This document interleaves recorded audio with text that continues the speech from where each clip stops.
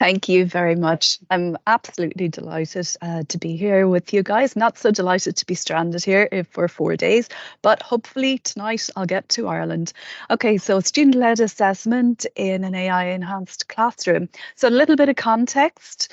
Um, I have this ongoing, I'm on this ongoing journey to improve my practices. And that basically means that I need to bring the students along with me and make sure that their experiences in the classroom are engaging and are meaningful as well. So student engagement is something that's very, very important to me as an educator. And I think that move from the lecture model, which happened for me a very long time ago, is one that's very important if we do want to address student engagement issues. And I found that the collaborative approach is a good one in terms of peer learning and students actually getting actively involved in what they're doing. So after many, many projects addressing using different approaches, such as using visuals, e-portfolios and so on, when generative AI came onto the scene over a year ago, that was like a eureka moment for me. And over the past year, I have been incorporating it into my practice. And as an early adopter, I suppose I've done quite a lot of experimentation with my students in terms of delivery and so on. And indeed, I did present on that here last year to fill you in on what I was doing there. And I suppose my approach is about making sure the students are actively involved from the outset, and it's to promote this culture of transparency. So this semester, what I did was I started to focus on assessment redesign, because there's a lot of talk about that and a lot of research emerging in the context of generative AI. And within that research, the focus on the process is something that actually emerges very strongly.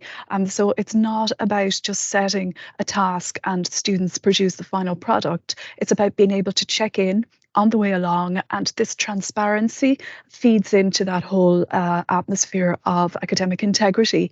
And also the design of multifaceted assessments, I think, is very important too. So rather than write an essay about this, when you actually have a few little checkpoints on your journey, or they have different tasks to do, it tends to work out a little bit better, I find, in the context of generative AI. And also, naturally, I think we're all on board at this stage with the fact that we're testing application of knowledge, because with generative AI, it's not about producing knowledge or replicating information that they've got in the classroom. It's about taking this information and being able to apply it.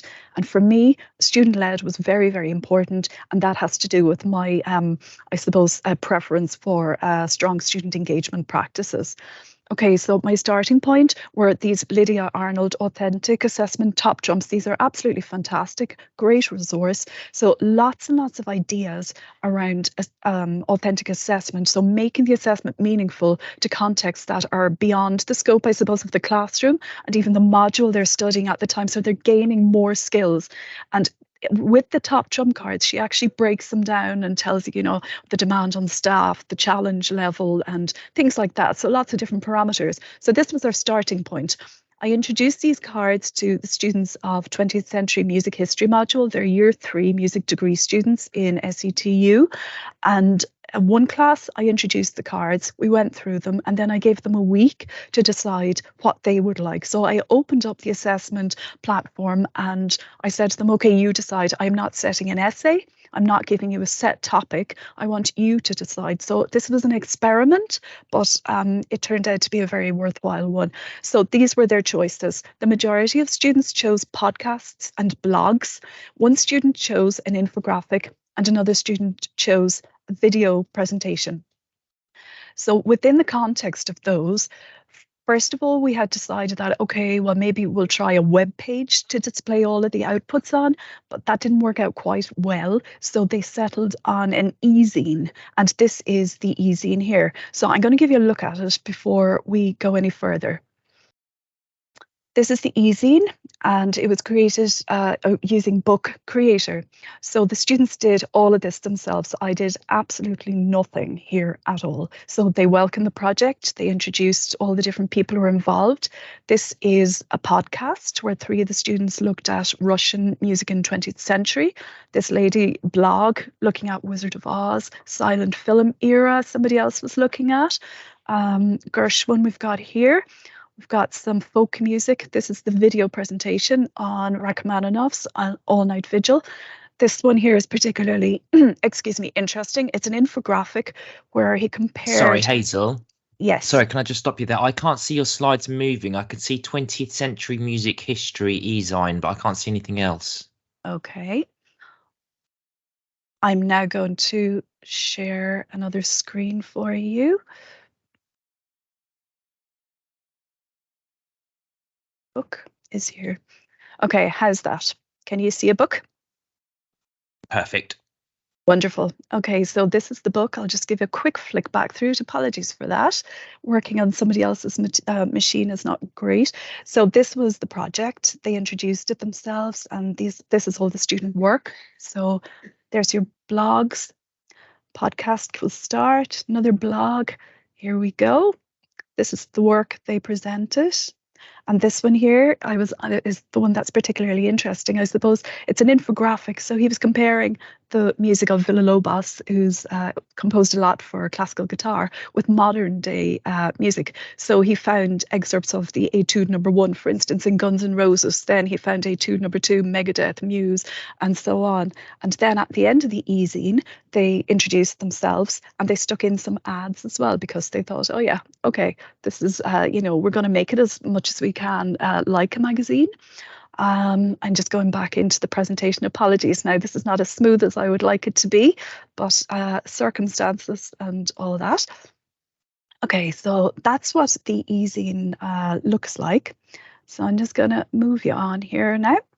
So in terms of ChatGPT 4, what I learned last semester was that we had issues around equality, in that I introduced the students to ChatGPT in the classroom. We did exercises using it in the classroom, but at the end of the semester, we did a survey.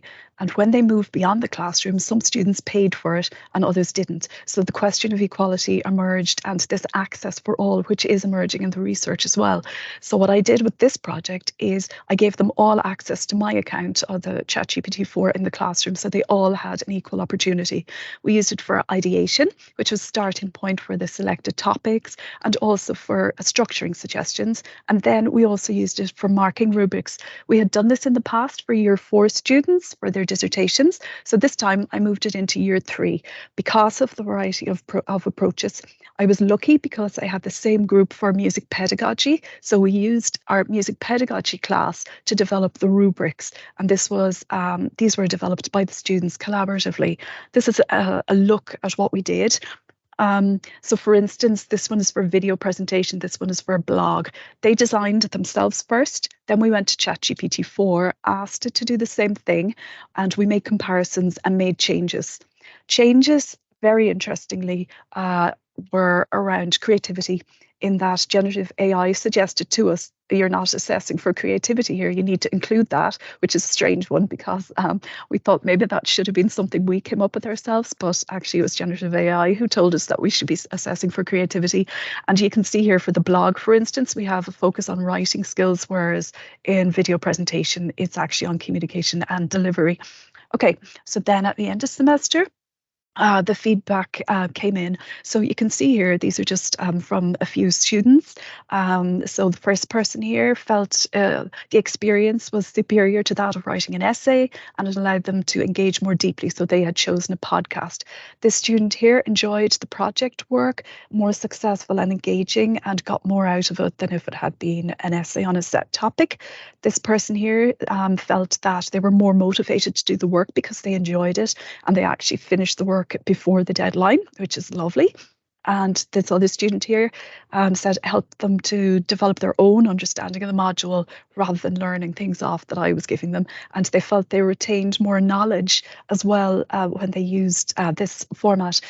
Other results, now I acknowledge totally that sometimes collaborative work does not work if the dynamic is not there with the group. I was lucky that with this group, the dynamic was there and they really enjoyed it. So they all said that they felt it improved their level of engagement with the module, the fact that they were actively involved in all aspects. They also felt that collaboration with their peers improved their learning experience, and they also felt that it improved their understanding of the actual 20th century music module.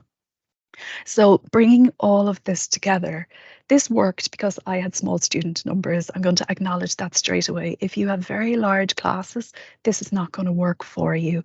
It was time consuming, both to facilitate and to assess. So I was lucky because I had a project hour onto their music history hour. So we used that every week for the students to work together on the project. I would check in and out on them if they needed me.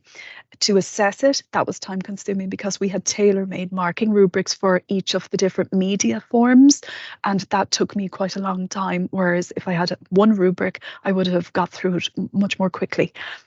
Positives then, from the student feedback, it was a very positive outcome.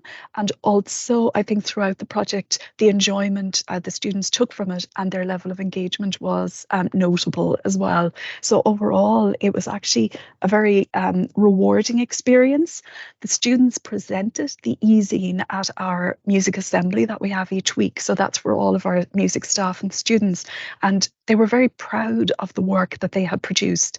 And they got together as a team and they stood up there and presented it, and were really happy that they had something tangible at the end of it. So I think I saw something come alive in the students as well, and that said to me that, yeah, okay, I'm hitting it here. This is after working. Incidentally, the images I used today were created by DALI. I left them in purposely because some of them were flawed. You may have noticed a whole heap of S's in assessment and things like that, but I left them in purposely because I just want to get home the point that, yeah, AI, it's great for lots and lots of things, lots of positives, but it's not perfect, not perfect at all. So that's me. Thank you very much for listening.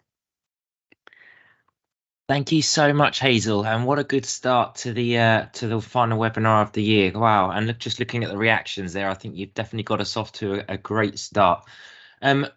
We have got about 3 minutes, so I've got a few questions in the Q&A, so we'll maybe go through the first one or two and then see how we get on. The first one to come in was from Hale, and Hale has asked, are they, so I'm referring to the students, are they allowed to use generative AI to prepare content for the blogs? So what we did was we put in the topic headings and we got general information around it, and then we got suggestions for structure, and then they had to go and build their own information based on that. So were they allowed to use generative AI to write the work or produce the work? Absolutely not. So I have very strong guidelines, very clear guidelines with them, and they know any type of copy pasting is absolutely off the table. And the fact that we have a collaborative atmosphere and we're working positively together in that environment, I was able to track their material. So it was the process was being tracked. So I had no worries at all that somebody was producing something that was not their own at the end because of the process. Yeah, that's brilliant. Thank you. And I know that I remember from your last webinar, I know you have a really great relationship with your students. So I think it's only going to kind of help in these cases. Okay, next up, this is probably the last question we'll have time for. And if you wouldn't mind having a look through the Q&A after that, It would be really helpful. This one's from Mike.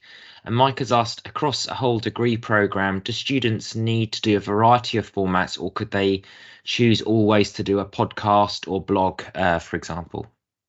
Well, this was one particular module, and it was my decision, and my colleagues would have their own approaches. So it was my decision to give them the flexibility because I wanted to try this out. So this is one specific module. On their music pedagogy module, they're doing journals. So they do, using Book Creator, they create a reflective journal. They did presentations, and they're doing an open book at the end. So I like to give them lots of different choices around types of assessment, but this was the first time I actually allowed people to choose different things, Brilliant. Thank you so much. And that takes us up perfectly to 20 past. So thank you so much, Hazel. As I say, if you could answer a couple of questions, that would also be amazing. But yeah, thank you.